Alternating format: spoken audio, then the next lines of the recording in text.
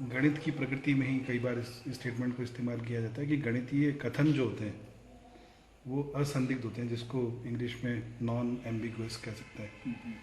तो ये असंदिग्ध या नॉन एम्बिग्विटी, इसको कुछ इस पर कुछ प्रकाश डालेंगे सर? अब मतलब नॉन एम्बिगुअस का मतलब ये होता है कि ऐसा कथन जिसको कई ढंग से इंटरप्रेट किया जा सके, है ना। तो गणितीय कथनों में ऐसा आमतौर पे नहीं पाया जाता। इसका मतलब ये नहीं है कि उसका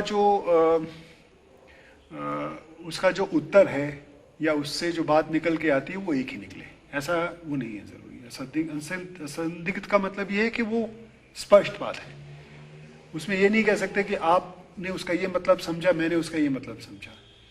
हम दोनों उसका मतलब एक ही समझेंगे, और ये हो सकता है कि उसके जो उत्तर हम निकालें वो कई हो सकते हैं, लेकिन जो स्टेटमेंट कथन है उसका अलग अलग अर्थ हम नहीं निकालेंगे। ये मेरा ख्याल मुख्य बात है।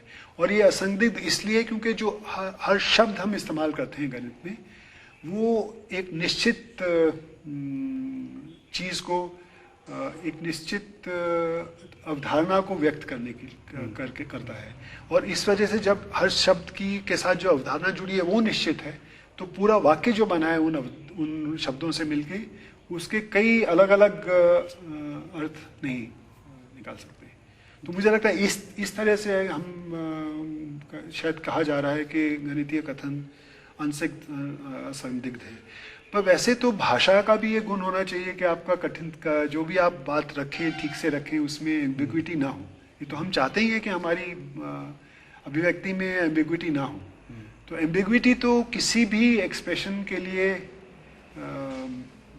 एक तरह से सही नहीं है। तो गणितीय कथनों में तो होनी नहीं चाहिए, और इसकी गुंजाइश इसलिए कम होती है क्योंकि जो हम अवधारणाएं इस्तेमाल करते हैं शब्दों के रूप में वाक्य रचने के लिए, उनका लगभग उनका अर्थ बहुत एक ही सब लोग मानते हैं, इसलिए